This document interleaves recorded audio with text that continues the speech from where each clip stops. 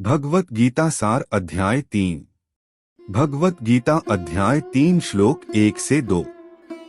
अर्जुन ने कहा, हे जनार्दन, यदि आप बुद्धि को कर्म से श्रेष्ठ मानते हैं, तब फिर आप मुझे इस भीषण युद्ध में भाग लेने के लिए क्यों कहते हो?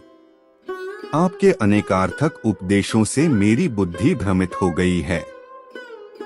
कृपया मुझे निश्चित रूप से कोई एक ऐसा मार्ग बताएं जो मेरे लिए सर्वाधिक लाभदायक हो। भगवत गीता अध्याय 3 श्लोक 03। परम कृपालु भगवान ने कहा, हे निष्पाप अर्जुन, मैं पहले ही ज्ञानोदय की प्राप्ति के 2 मार्गों का वर्णन कर चुका हूँ। ज्ञानयोग उन मनुष्यों के लिए है जिनकी रुचि चिंतन में होती है, और कर्मयोग उनके लिए है जिनकी रुचि कर्म करने में होती है। भगवत गीता अध्याय 3 श्लोक 04। न तो कोई केवल कर्म से विमुख रहकर कमरफल से मुक्ति पा सकता है, और न केवल शारीरिक संन्यास लेकर ज्ञान में सिद्धावस्था प्राप्त कर सकता है। भगवत गीता अध्याय 3 श्लोक 05। कोई भी मनुष्य एक क्षण के लिए अकर्मा नहीं रह सकता। वास्तव में सभी प्राणी प्रकृति द्वारा उत्पन्न 3 गुणों के अनुसार कर्म करने के लिए विवश होते हैं। भगवत गीता अध्याय 3 श्लोक 06। जो अपनी कर्मेंद्रियों के बाह्य घटकों को तो नियंत्रित करते हैं, लेकिन मन से इंद्रियों के विषयों का चिंतन करते हैं, वे निःसंदेह स्वयं को धोखा देते हैं और पाखंडी कहलाते हैं। भगवत गीता अध्याय 3 श्लोक 07। हे अर्जुन, लेकिन वे कर्मयोगी जो मन से अपनी ज्ञानेंद्रियों को नियंत्रित करते हैं और कर्मेंद्रियों से बिना किसी आसक्ति के कर्म में संलग्न रहते हैं, वे वास्तव में श्रेष्ठ हैं। भगवत गीता अध्याय 3 श्लोक 08। इसलिए तुम्हें निर्धारित वैदिक कर्म करने चाहिए, क्योंकि निष्क्रिय रहने से कर्म करना श्रेष्ठ है। कर्म का त्याग करने से तुम्हारे शरीर का भरण पोषण संभव नहीं होगा। भगवत गीता अध्याय 3 श्लोक 09। परमात्मा के लिए यज्ञ के रूप में कर्मों का निष्पादन करना चाहिए, अन्यथा कर्म इस भौतिक संसार में बंधन का कारण बनेंगे। इसलिए हे कुंती पुत्र, भगवान के सुख के लिए और फल की आसक्ति के बिना अपने नियत कर्म करो। भगवत गीता अध्याय 3 श्लोक 10। सृष्टि के आरंभ में ब्रह्मा ने मानव जाति को उनके नियत कर्तव्यों सहित जन्म दिया और कहा, इन यज्ञों का धूमधाम से अनुष्ठान करने पर तुम्हें सुख समृद्धि प्राप्त होगी, और इनसे तुम्हें सभी वांछित वस्तुएं प्राप्त होंगी। भगवत गीता अध्याय 3 श्लोक 11। तुम्हारे द्वारा संपन्न किए गए यज्ञों से देवता प्रसन्न होंगे, और मनुष्यों और देवताओं के मध्य सहयोग के परिणाम स्वरूप सभी को सुख समृद्धि प्राप्त होगी। भगवत गीता अध्याय 3 श्लोक 12।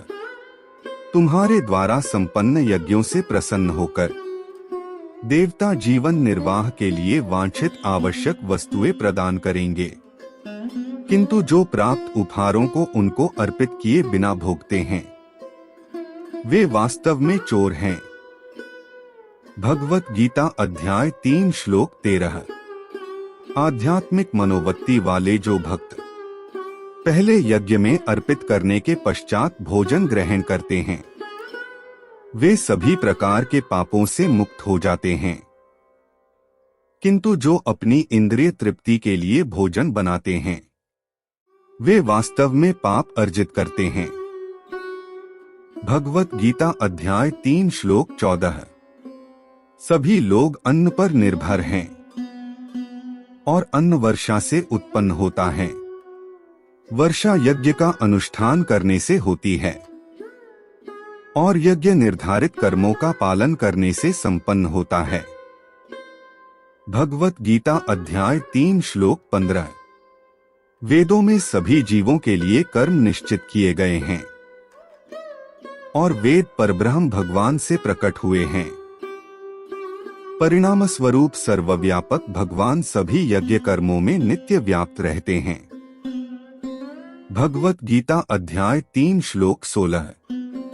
हे पार्थ, जो मनुष्य वेदों द्वारा स्थापित यज्ञ कर्म के चक्र का पालन करने के अपने दायित्व का निर्वहन नहीं करते, वे पाप अर्जित करते हैं। वे केवल अपनी इंद्रियों की तृप्ति के लिए जीवित रहते हैं। वास्तव में उनका जीवन व्यर्थ ही है। भगवत गीता अध्याय 3 श्लोक 17।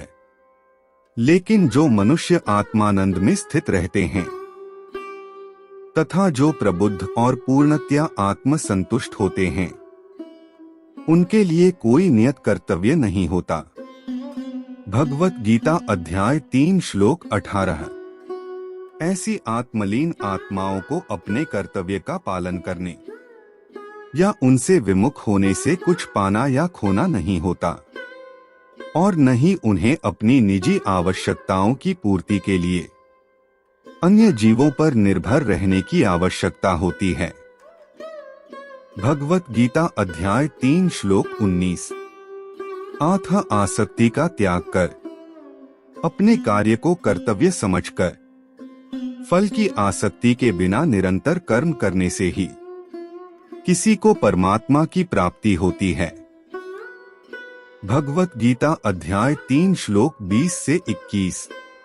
राजा जनक और अन्य महापुरुषों ने अपने नियत कर्मों का पालन करते हुए सिद्धि प्राप्त की थी।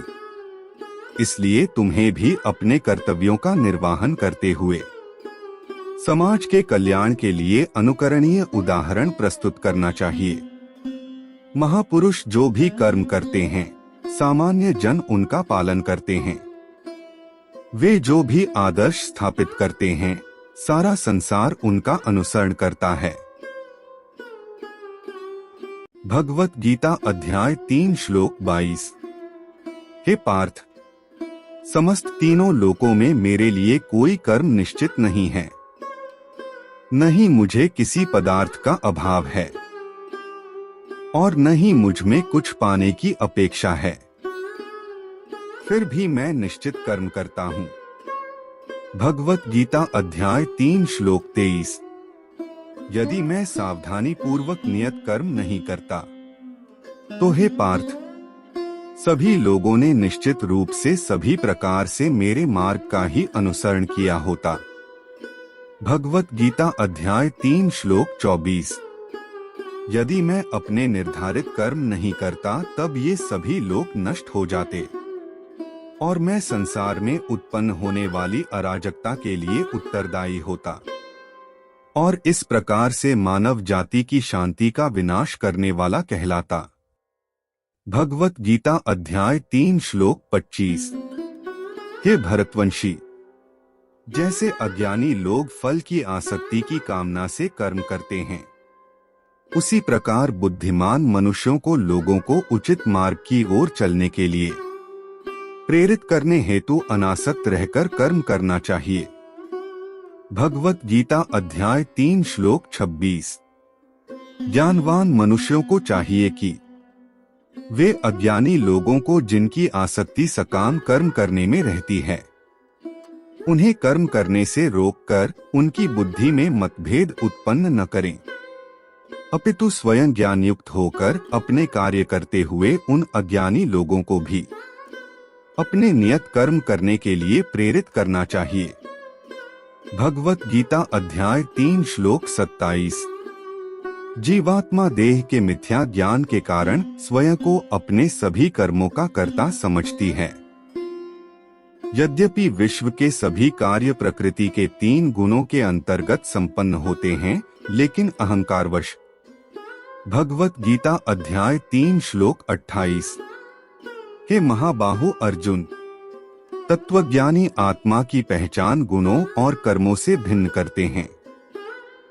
वे समझते हैं कि इंद्रिय, मन आदि के रूप में केवल गुण ही हैं, जो इंद्रिय विषयों में संचालित होते हैं और इसलिए वे उनमें नहीं फंसते।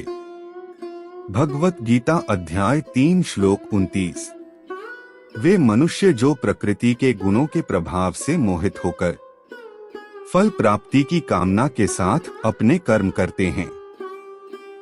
लेकिन बुद्धिमान पुरुष जो इस परम सत्य को जानते हैं, उन्हें ऐसे अज्ञानी लोगों को विचलित नहीं करना चाहिए जिनका ज्ञान अल्प होता है। भगवत गीता अध्याय 3 श्लोक 30। अपने समस्त कर्मों को मुझको अर्पित करके और परमात्मा के रूप में निरंतर मेरा ध्यान करते हुए कामना और स्वार्थ से रहित होकर अपने मानसिक दुखों को त्याग कर युद्ध करो। भगवत गीता अध्याय 3 श्लोक 31। जो मनुष्य अगाध श्रद्धा के साथ मेरे इन उपदेशों का अनुपालन करते हैं और दोष दृष्टि से परे रहते हैं, वे कर्म के बंधनों से मुक्त हो जाते हैं। भगवत गीता अध्याय 3 श्लोक 32। किंतु जो मेरे उपदेशों में दोष ढूंढते हैं, वे ज्ञान से वंचित और विवेकहीन होते हैं। इन सिद्धांतों की उपेक्षा करने से वे अपने विनाश का कारण बनते हैं। भगवत गीता अध्याय 3 श्लोक 33। बुद्धिमान लोग भी अपनी प्रकृति के अनुसार कार्य करते हैं, क्योंकि सभी जीव अपनी स्वाभाविक प्रवृत्ति से प्रेरित होते हैं। किसी को दमन से क्या प्राप्त हो सकता है? भगवत गीता अध्याय 3 श्लोक 34।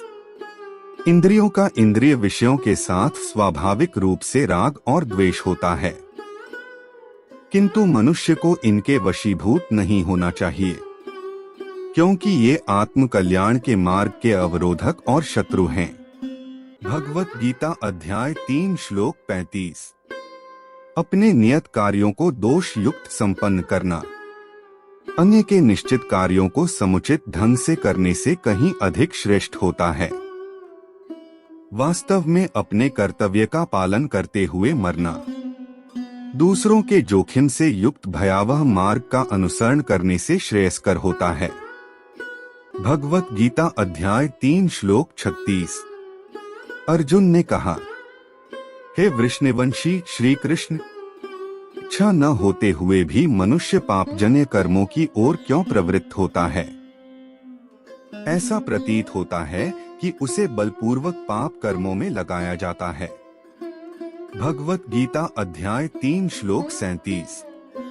परमात्मा श्री कृष्ण कहते हैं, अकेली काम वासना जो रजोगुण के संपर्क में आने से उत्पन्न होती है और बाद में क्रोध का रूप धारण कर लेती है, इसे पाप के रूप में संसार का सर्वभक्षी शत्रु समझो।